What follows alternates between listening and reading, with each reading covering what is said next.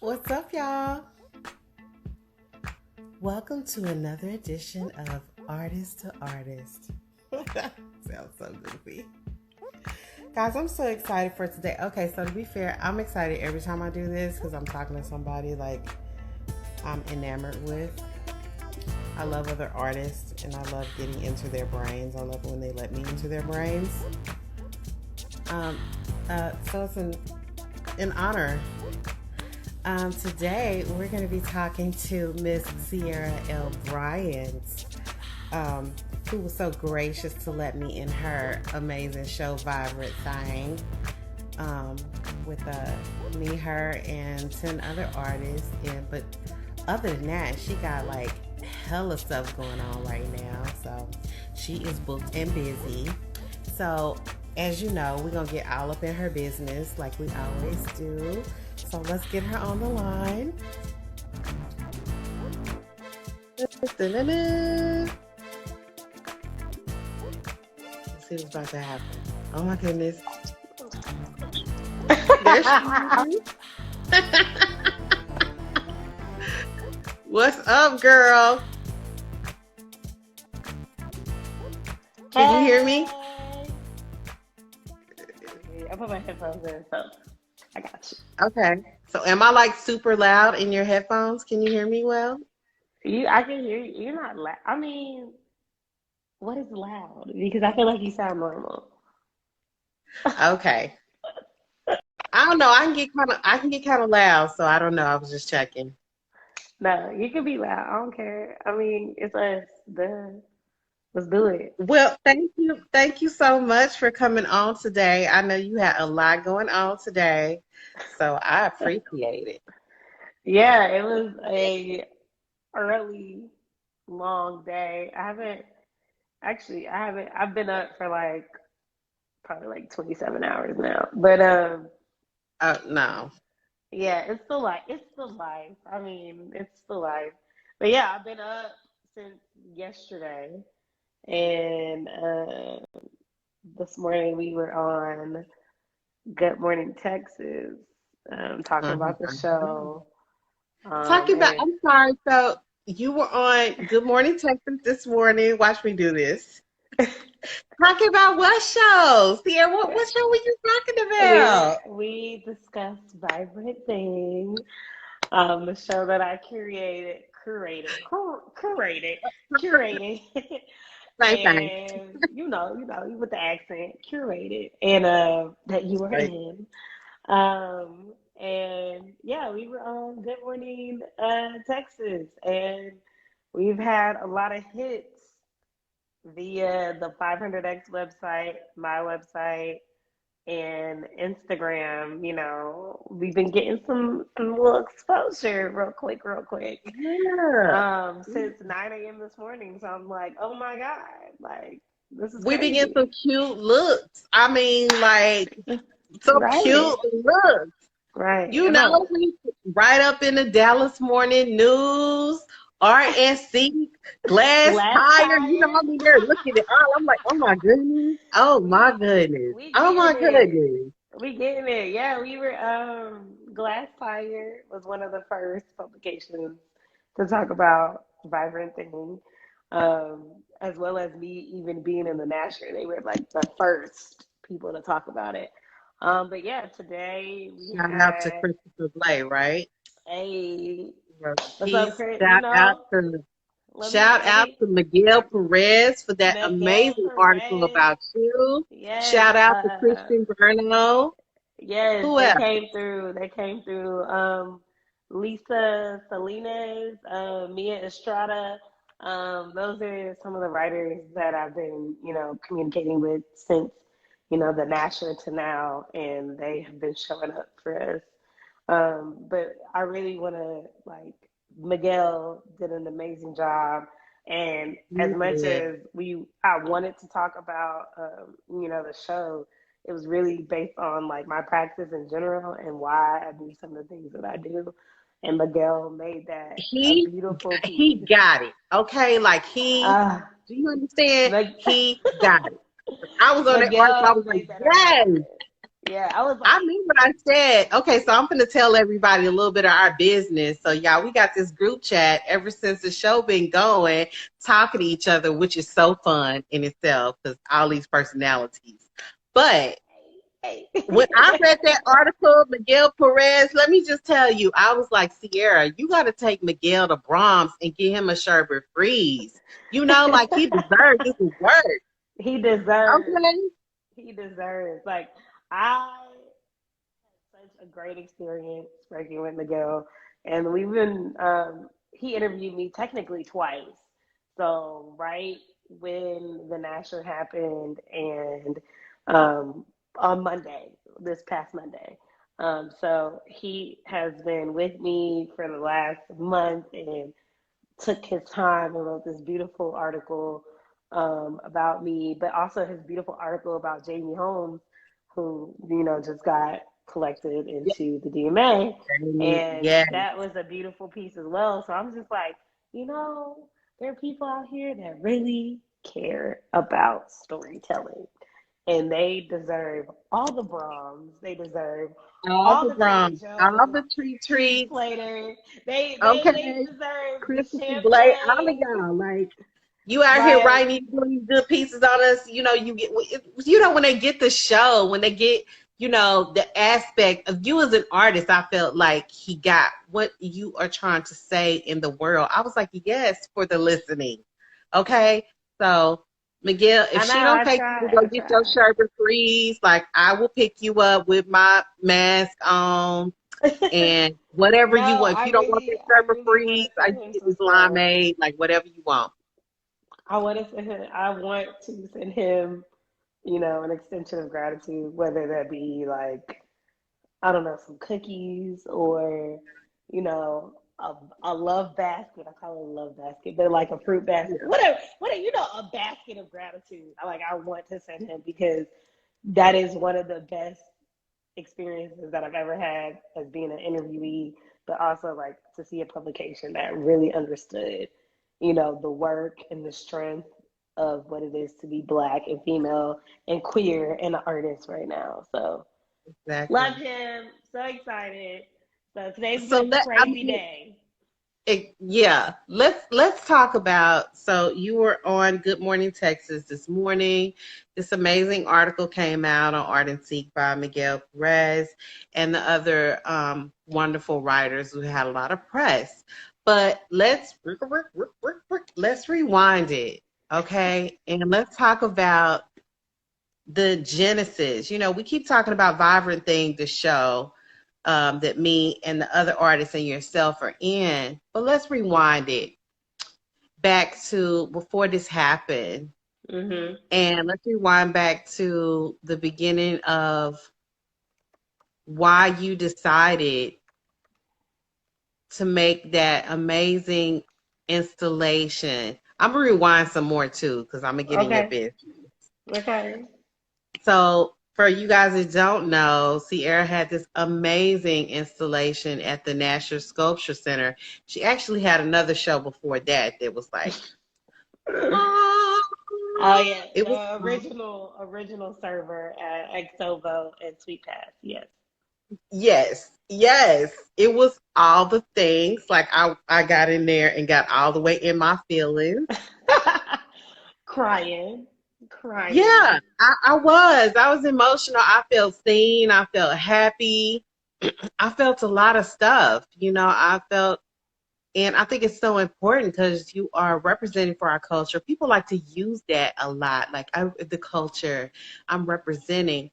But like you are tapping into all the things, the joy, the frustration, the anger, the love, the resilience of our people. And that's the part Yeah. that got me emotional, because I was like, you ain't never been around a Black person before, come into this installation and absorb, and you were able to translate that with your imagery. So tell the people, okay, like how did this come about? Let's start. Like, where was Ciara at in her mind when All all this right. magic came out?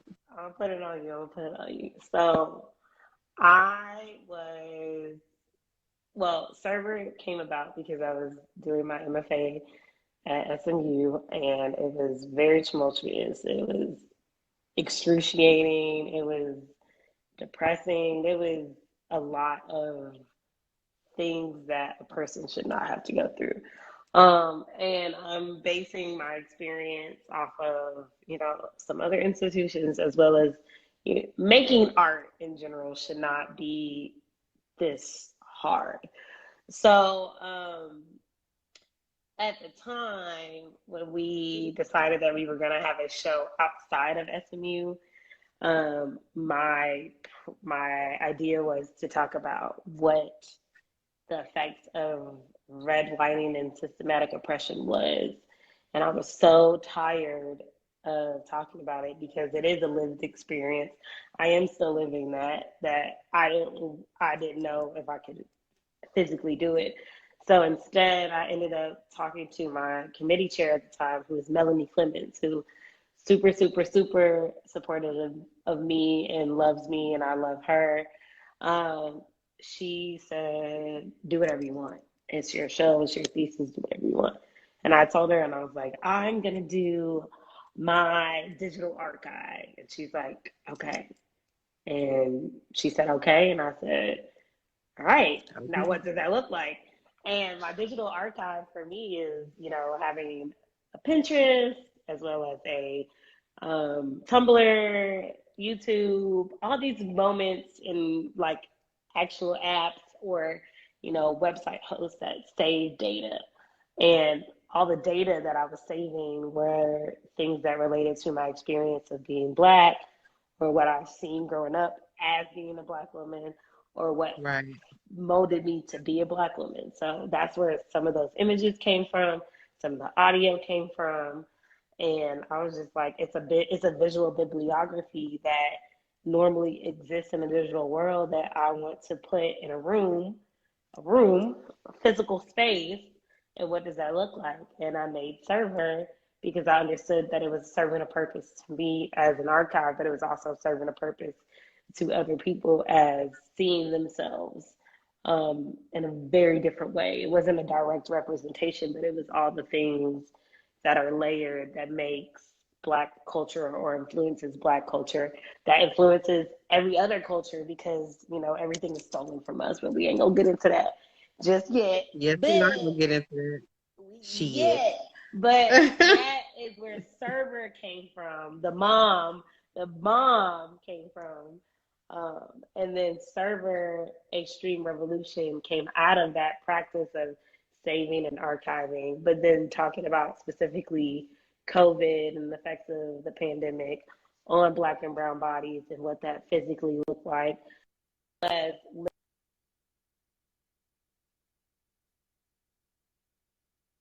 Black people, we've always had to fight all the time, every single day, every minute, every second.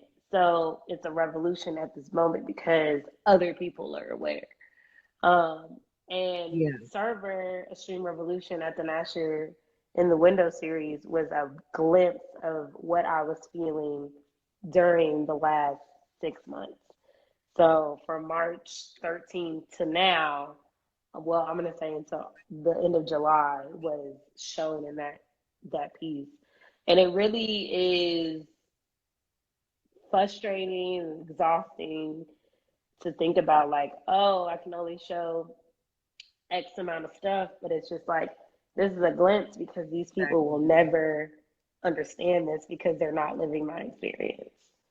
So Yeah, but look, had they coming at if you seen that installation, they get it. They understand. I yeah, I mean, think a people lot is of people grown. got it. I mean, my installation was, well, in general, the installation made a lot of people have the conversation. But then my installation was one of the most, well received at the Nasher during the Window series. But it also got a lot of people to reach out and communicate with me and other Black artists about, the effects of, one, systematic oppression, two, the pandemic, and three, the revolution, because it's just like what the fuck? Like, this is a lot of shit that y'all are going to be. We don't know. We don't know. We don't know how to adjust. But I'm really glad that it got the response because it gave way Me too. to a lot of conversations that people, didn't even think about having before. Think about having and that need to have. So guys, you know, when I post it on my page, you won't be able to see the chat, but we have another artist that's in the chat, Ebony Lewis, and she typed Hey, Black boo. culture. Yeah, that's my boo. Black culture is American culture, and she is so correct. But it's almost like it's been erased. And so we need these narratives, you know, that's white gays. Don't have a Yeah, problem with it. the It's white great. gays, But man. you need black gays. You need the Asian gays. You need the, Hispanic gays. Like, Let me tell you. this is the thing that's been touted for so long with American culture. What makes us so great is the gumbo, of American culture. But when you erase certain ingredients from it, it's not really good as gumbo, is it? I know, So, it's like you have this, but you're missing this little piece. I think that's the when we talk about the gays, and I hate to be like, well, I went to school. I went to school, and I'm gonna talk about this shit because I'm $100,000 in debt because I went to school for this master's degree. But in school, we talk about the white gaze and what the effects of the white gaze and what that lends to, and the lens and the body and all this shit. But what we don't talk about most of the time is the fact that even when the white gaze exists in art, it exists in societal norms, it exists in the treatment of healthcare, it exists in the treatment of systematic oppression, it exists in the treatment of how we vote and all these things. And it just the white gaze is just like the big ass fucking cloud that never goes away. And we only talk about it in art, but we're not talking about it in systems of power. Um, and that shit is where the meat and potatoes really is. I feel like, the white gaze, when we talk about it in art, is just the sauce, the gravy. But the meat and potatoes is where it exists in power. I agree. I just, I think that through our art and our ability to tell our narrative a story, as artists, because that is our job. A lot of people they don't even really realize the effect. People, I'm not into art or whatever. You actually are. Art is all around you and it affects you.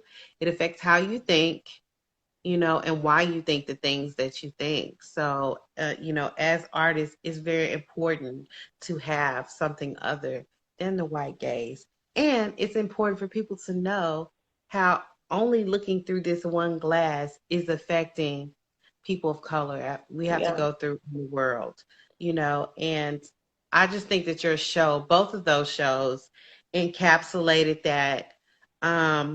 Of course, our show, I was so happy when you asked me to be in it. But first, like to be, so the first time I met you, we were in a show together. You remember that? Yes. We were Yes. in affirmations, and I had Hmm. all the feels in Shout out that to show. Michelle. Shout out to Yes, Michelle. she curated that show.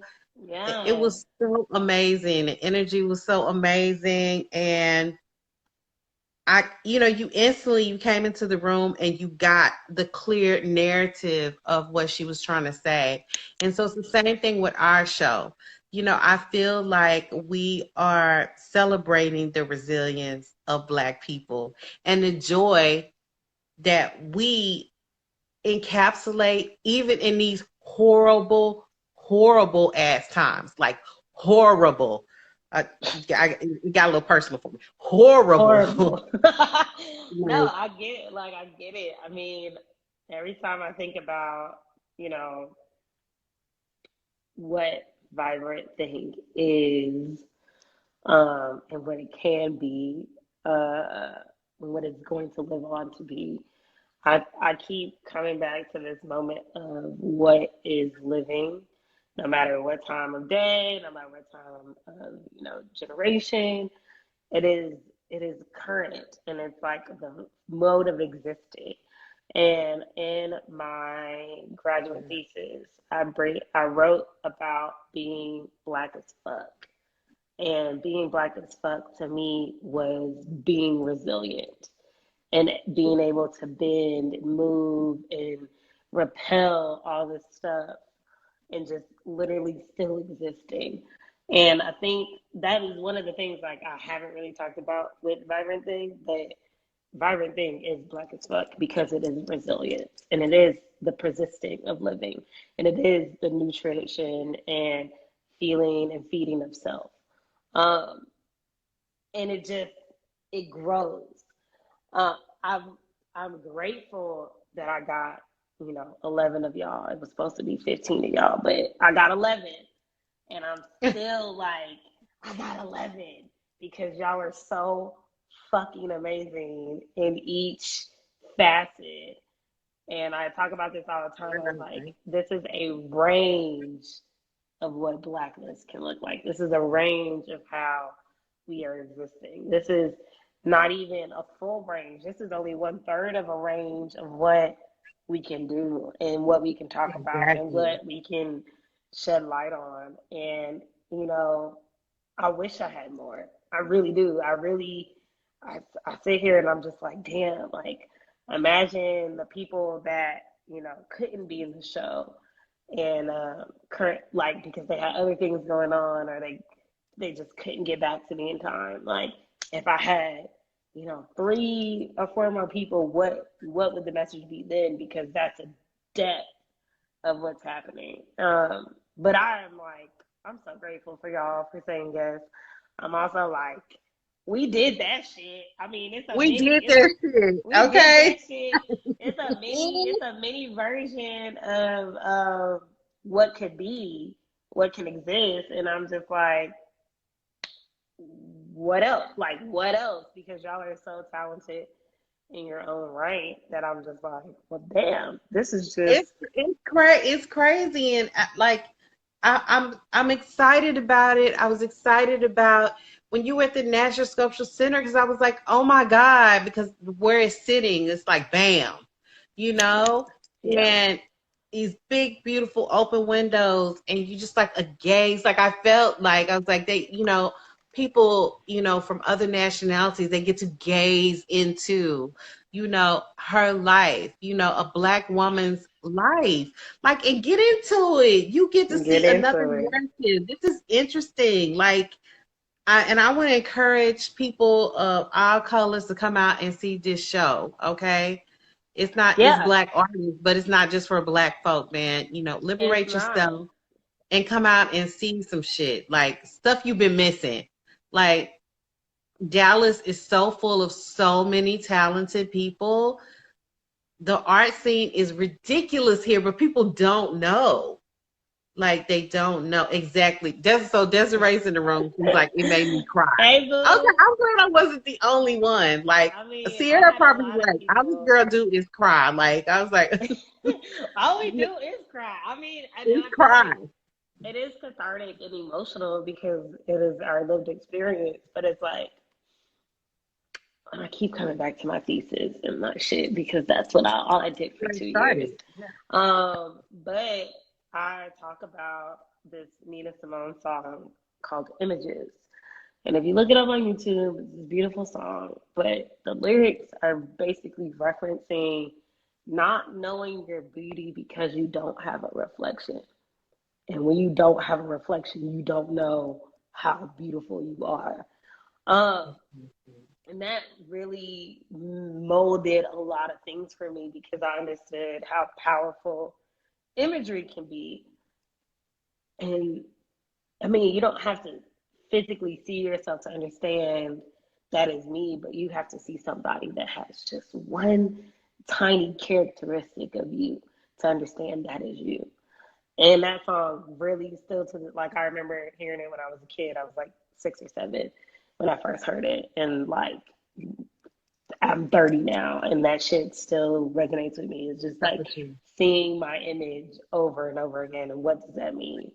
And that shit for me is the reason why I'm choosing to document the way I am. I'm choosing to put certain people in the same room. I'm choosing to talk about Black bodies and Blackness and Black self and Black everything, because we are just getting to the point where we can see ourselves in mainstream media, and it's still a very small sliver of that. And it's just like, yeah, we got 3 shows on HBO, but what about all the other syndications? What about all the Ooh, other there's so many aspects of aspects? like, look, and if I can't say anything else, I want people to understand that Black folks are not monolithic. Everybody thinks that Yes, we are, but we are the most diverse people. Like, you yeah, can get 10 Black folks in a room and you're gonna have all types of narratives going on. It's layers and layers and layers, and you can peel them and peel them and peel them,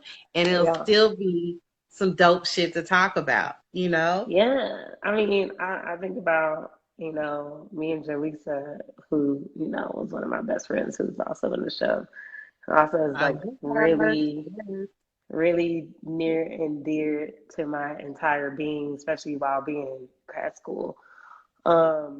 She's from New Orleans. Like, that's a whole different vibe from being from Miami versus living in Dallas. And like, Yeah.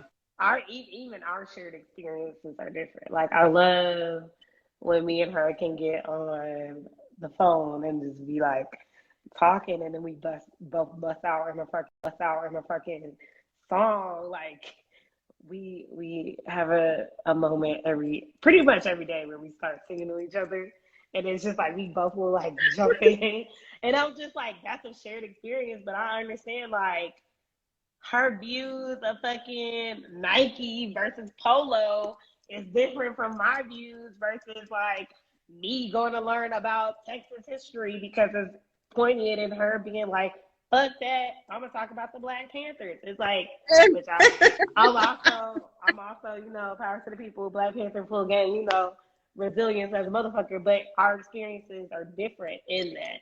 And we got to it at different times, and we got to it at different lengths, but we're the closest to each other, and we still are fucking two crazy ass motherfuckers. We was It's shit to talk about. It's still shit to talk about. today we just met up to have lunch or whatever, and we were talking about this experience with the show, and that is two different experiences, and we still are the same but totally fucking different. And it's just like, if this is just only a selection of 12, imagine talking about like, and I've sent you shit. I promise. But yeah, You said the link to the 30 American show, and imagine how different that's gonna be.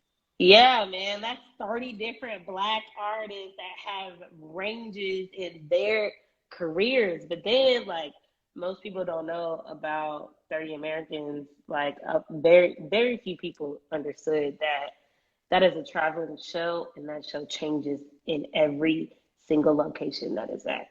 So they tapped That's so in. exciting to me. I'm getting excited. Yeah, they tapped into. So basically, it's coming from a private collection. So first of all, there's a person that collects all 30 of these artists. First of all, but then it changes depending on the location of of the show. Like, I saw it at the barn when I was in Philly, and it was totally different versus like what Jaleesa saw a year before in New Orleans. So it's like it changes, and just that is talking about how faceted Black people are, Black artists are. And that shit is crazy. Talking about like putting Popo next to fucking Kara Walker, and then a Nina Chanel Abney in the same fucking room, and it's just like, like, what the fuck? But yeah, that's how fascinated we are, Oh, man, yeah. I'm gonna have, I'm gonna have to get into that. So Yo, I know you're not gonna show all your hands or all your cards, but what's next for Ciara? Can you give us some tidbits of what you think, what you got going on in that brain. Like, what's popping? I think right now, I mean, I am hopelessly looking for a job. First of all, I am looking for a job. That's the whole thing. But because insurance is not cheap. A bitch trying to get some teeth out here. Trying to take care of her health and her body. But Thank yeah, you. I'm looking for a job. First of all, but that's been a thing because of the pandemic. Because I'm in a special field, um, people aren't really hiring. But I think what I've been considering for a couple of years before even the show was having a space for Black artists and artists of color to work out of, specifically studio spaces and conference spaces, because sometimes you have a meeting, sometimes you have people that want to come visit. You need a gallery space, you need a temporary show space. Like, just creating a space for that was equitable, but also reasonably attainable for artists that are coming straight out of school. That's always been in the back of my head of just like, I need a building so I can do this. But I think now it has turned into, if I'm going to stay in Dallas and in Texas, that I would like to make that space as well as a space where um, it is almost like a member run gallery where we take care of all the nuts and bolts and y'all just have the fucking space because y'all need it. Um, that might happen sooner than later if I get the funding, if I get, some people to make it right on your girl. I'll go strip for it if I have to at this point because it's needed. But I also I just want to make sure that, not, I don't want a big to do, but I just want something for us that is genuine and that we feel Where comfortable that in. constant stream, that constant voice is being sent out into the universe, Yeah. so people can see the optics of what we're doing. It's so Yeah. much, because it's so much work. Like, people don't It's a they lot of don't know. work. It's so much work out here, and it's so many, of course, because it's a lot of people in the art world. When you get to Dallas, and then when you get to the Black artists, so much content of work, and the world becomes really small, and Wow. you get to know these people, and you Yeah. see all of the quality and the content that they're putting out, and you're just like, damn, people need to see this. Yeah, even when you start to think about larger scale artists and people that are museum collected and have been in biennales and everything, even that world is small because they all know each other. And it's all like, oh, you got this, but I didn't get it. But I'm proud that you got it because that means I have an opportunity to get it. That's how fucking small it is that they can call each other and say those words. But me and Jerlisa and Steven Hector Gonzalez, since we've been in school with each other in the last 2 years, we've been talking about also having a production company where we do art production as well as, some video stuff, fabrication, all that stuff. I just want a huge collective that incorporates Black and queer bodies and brown bodies and gives them space because ain't shit out here for us right now and it ain't lucrative and motherfuckers out here being like, I need help and nobody's helping them. And I want Yeah, to. and at the end of the day, so let's briefly get into. Ooh, let me see. Oh, Let me Jesus. see. Yeah, let me see if I can briefly get into that. About the importance of, so there's this trend that I don't like that's going on, and I want to know how you feel about it. Um, about the celebration of or should I say exploitation of Black culture, Black artistry, and Yeah, not paying us. You know, not like paying coming us. out here trying to do a whole The Whitney church with the fiasco. chicken basket thing. You know, I'm like, what's that shit about? I mean, the Whitney fiasco was wild, with the photographers, the black photographers that are being exploited. But like, even thinking about That people, was so gross. uh, I just have to say. I know Yes. I am very thankful that I did not get an email about that bullshit. But you know, as a photographer, I'm just like, oh, the Whitney. But then at the same time, I'm like, oh, the Whitney Museum. On August 25th of 2020, an article came out on the art newspaper by Rahel Ama about this particular thing. So, in the article, it says New York's Whitney Museum of American Art has canceled a recently announced show amid backlash from Black artists who discovered that their work had been acquired by the museum without their knowledge from fundraising sales to which artworks were donated or sold at a discount to benefit racial justice causes. Titled Collective Actions, Artist Interventions in a Time of Change, the exhibition was scheduled to open on 17th of September and focus on responses to COVID-19 and the Black Lives Matter movement through prints, posters, photographs, and other ephemera. The artists were informed of their inclusion in the show via an email from Whitney staff stating that their work had been acquired and requesting their biographical information and an image of the work, with a promise of a lifetime artist pass to the museum as compensation. A mass public outcry on social media of the perceived injustice of the exchange followed a tweet from art critic Antoine Sargent, pointing to the fact that many of these works were acquired for just $100. The crux of the controversy is the lack of both transparency and consent exhibited by the Whitney. Organized by archivist Ferris Wabe, the director of research resources at the museum, the exhibition had been announced before the artists were even informed about it, let alone asked whether they were willing to participate. But I think realistically, we have been exploited for our labor since the day we were shipped over here, and that's damn near 400 years ago. So I think there's always been an exploitation of our labor to the point where I make a joke about this all the time currently now and telling people that they can't afford me because they can't afford me. And unless I volunteer my time and my effort, there are a lot of corporations that I previously have worked for that cannot afford me to labor for them anymore because I'm not going to do that.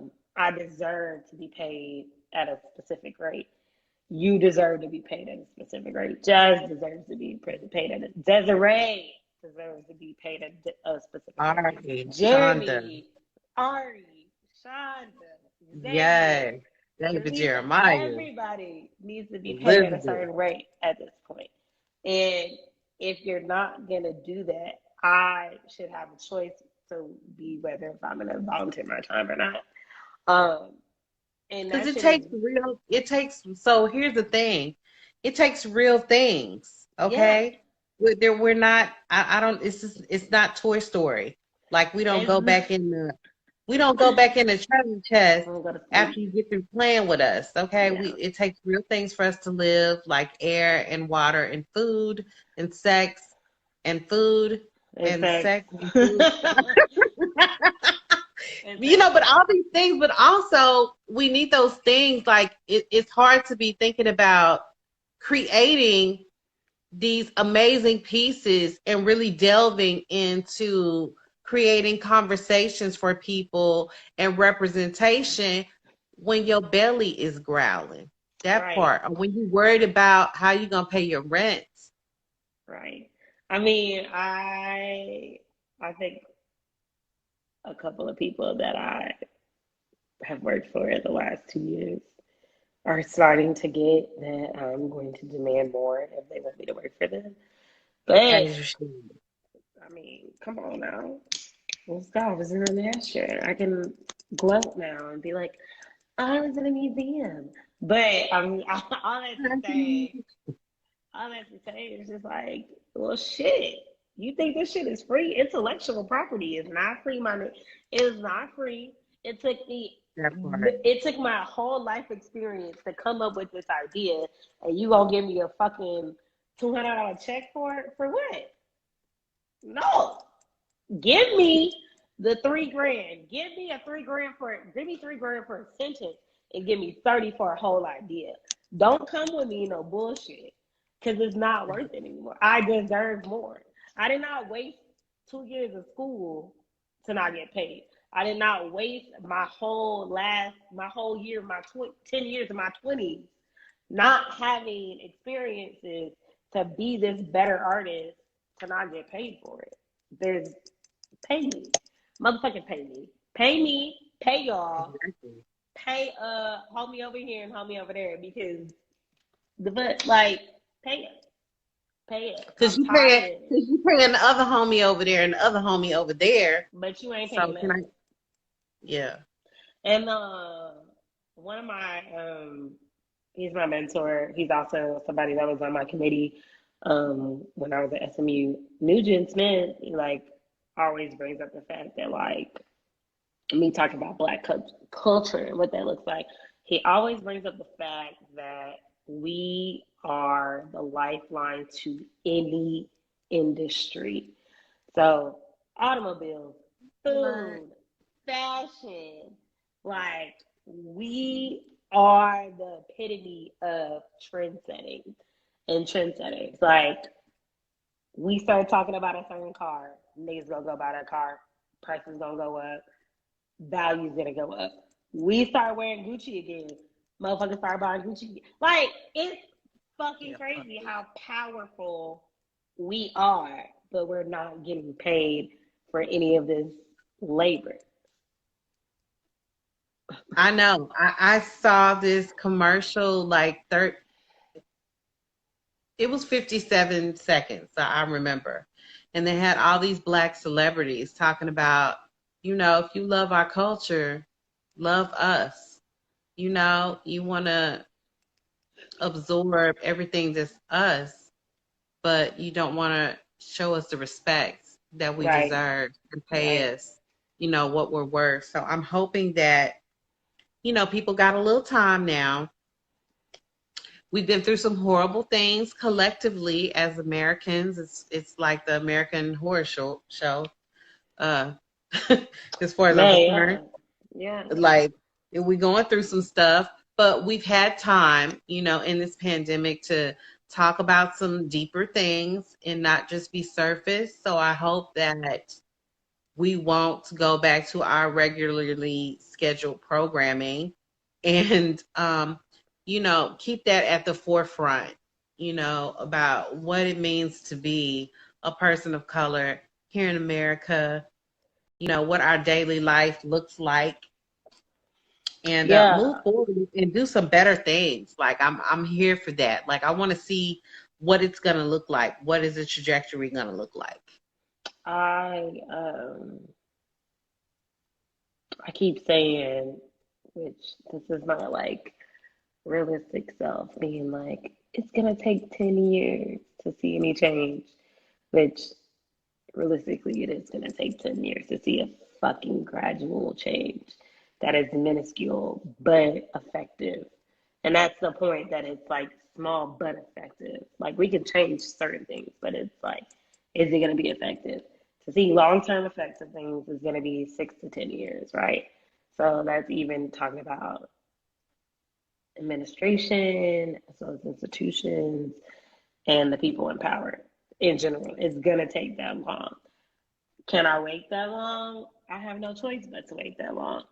I don't want to, but I have no choice, because time is time.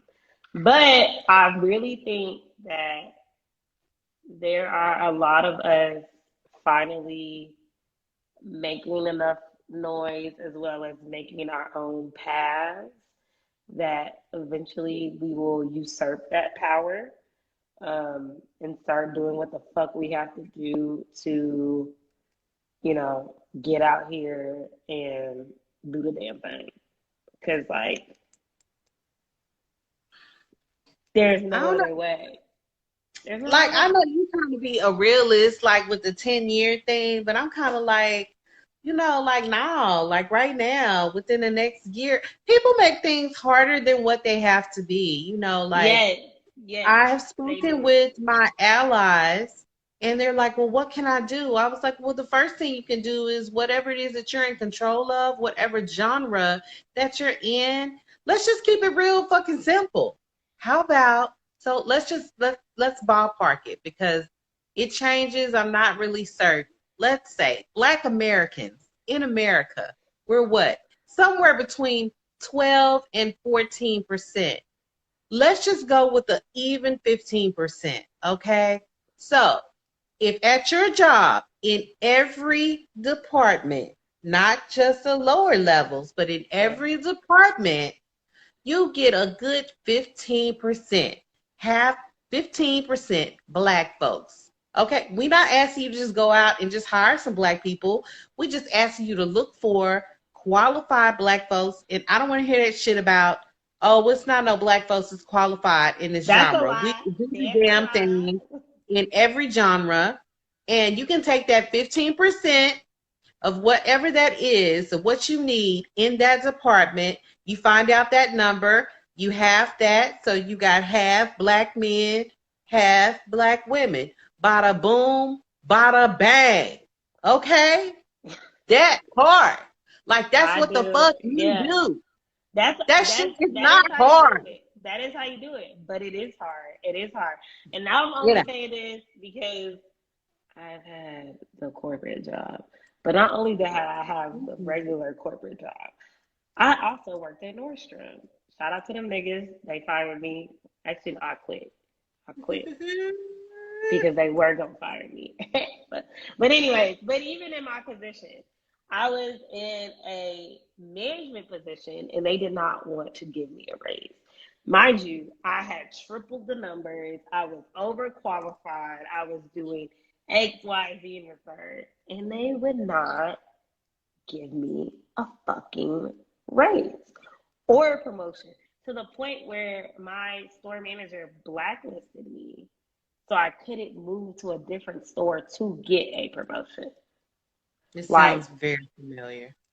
very, but that's if that is You talking what. about your life, and I feel like you talking about mine, like that whole But if thing. that's the idea that just happened to me less than 5 years ago, how long is it really going to take for us to get out of that mentality of like, oh, I don't like how you talk to me about this one thing, even though all your metrics are met. I'm still not gonna give you this because you didn't talk to me right this one time.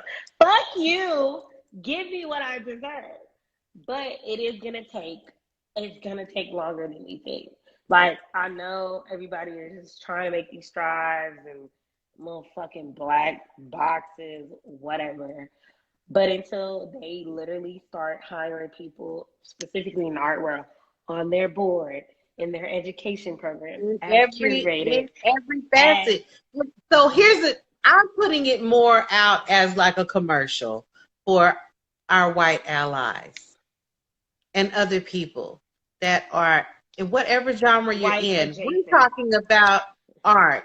But if you're like, well, I don't know what to do. If you're a true ally, I just told you what to do. Okay? Because then it takes care of more than one thing. Not only are you hiring Black people, but you are bringing a gaze in, okay, that you maybe subconsciously don't Don't have. know. Yeah. Okay? Like white people, all of them are not out here be like, kill the Black folks. Like some of them are just not, their gaze is over here. They're accustomed to doing this one thing. And so when you bring in artists of color, curators of color, you know, it naturally happens. It's an organic Creative, process.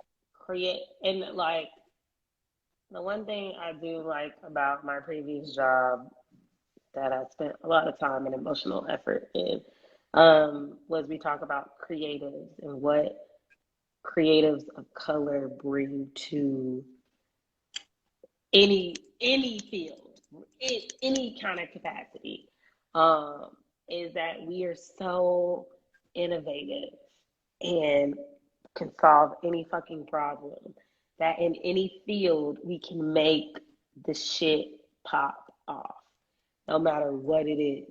Like, to the point where we can problem solve, probably saving the planet if we really have the space and the time and the money. That If y'all part. support, if people supported us, but we already know what that is. But I'm just saying, like, we in that space we use the word creative because realistically, you don't have to be an artist to be creative. You can be a writer and be creative. You could be a person that sits at a desk and logs numbers that is creative in the way they log numbers. Um, Exactly. and those are the people that will shift the world. However, they have to hire creatives of color and Black creatives and queer creatives. Stop being fucking assholes and hire a queer person that is Thank you. fucking brown. They can solve any problem you give them. You know why? Because their entire life they have been told no. So what did they do? Solve a fucking A problem to get problem. a yes. Exactly. What, like, I don't get it. I don't get it. Just hire them. It's the best thing you can do.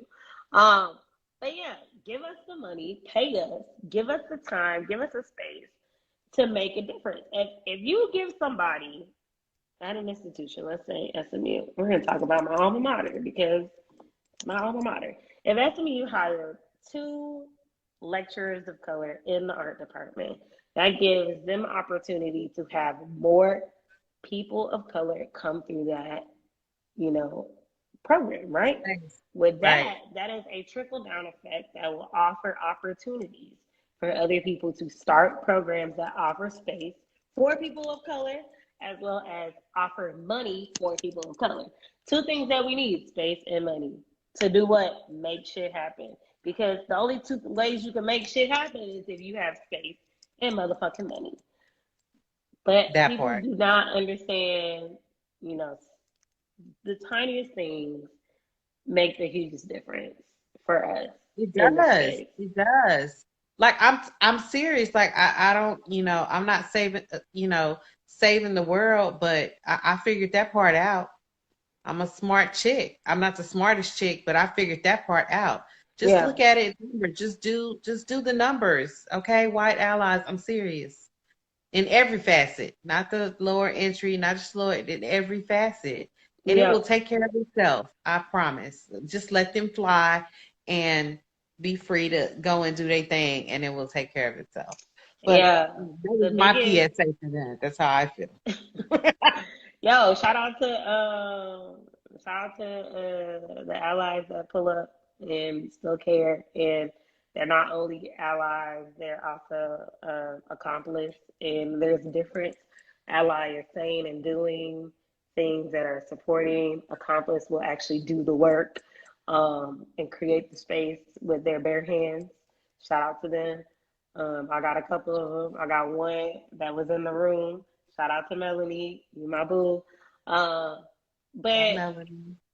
they make the space and they are putting in the work. I really think that if we had more confidence in Dallas, we wouldn't be sitting here biting our nails over this is gonna sound petty. Shout out to y'all. $1,000 grant from Tally Dunn. But if we had, accomplice, we would have more opportunities to get bigger grants from different institutions. We wouldn't be here biting our nails about, the DMA collecting 2 Black male artists. We'll be, Right. celebrating the fact that they collected 10 Black artists and only 2 of them were male. Because shout out to the women out here making shit that ain't getting recognized. I see Okay. y'all. I see y'all. But if we just had more accomplished and not just allies, shit would move faster. And I know it does take a lot of time. It takes a lot of reprogramming. It takes a lot of therapy. It takes a lot of, self-reflection and being like, oh shit, the thing that I did say at that meeting that one time was racist. Oh shit, the time I touched that girl's hair without any permission was, you know, passive aggressive. It's you. Like, Did you pet the zoo? Like, all that. I've never gotten over that. I'm like, please stop. Please don't touch me. Don't touch me. But it's just like, it takes all those things to get to the point to be an ally and an accomplice. But the work can be done. I've done the work. I've done the work to be a very open and compassionate person more than I already am. Just because I know my life journey isn't, you know, it's not singular. It's to help a lot of different people. So I have to open myself up to that. Exactly. And it's nothing wrong with doing the work. That's what we all here to do. Do the work, man. We're all here to do the work. So just get over it and start doing the damn thing. Yeah. Well, okay. So I'm so happy that you got on with me. I don't remember the time we got on. I know this shit cut off in an hour. Whatever. I was like, you got any questions? You got anything? Gotta skedaddle?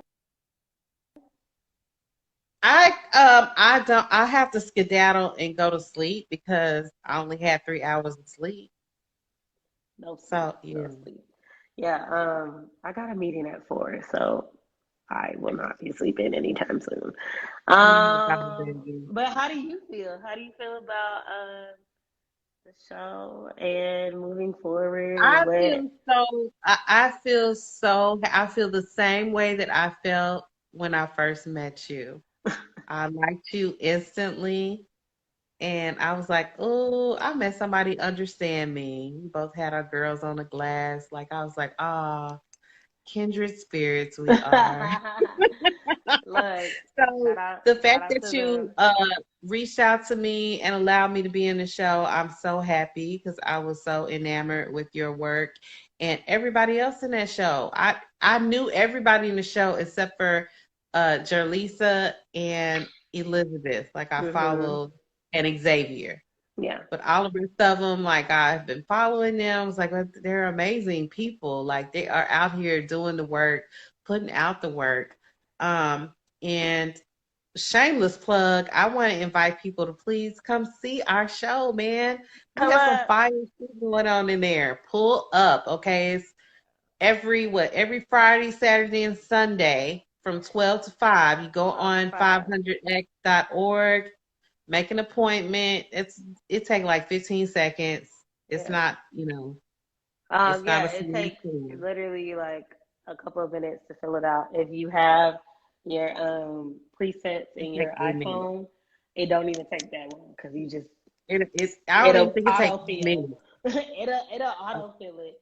But if pull up to the show, man. Like I feel like I put a bunch of people in the room that have never been in the room with each other, and some that have, and some in different capacities. Like, it's really a moment to embrace everybody. Like I said, I always wanted to build an ecosystem, but it's an ecosystem that spreads, man. Like we have people that are doing amazing things and that are teaching and that are traveling and that are like giving lectures and, making spaces and writing things that are going to change the world all in the same room. And it's just like, when has this happened in the recent years in Dallas? Never.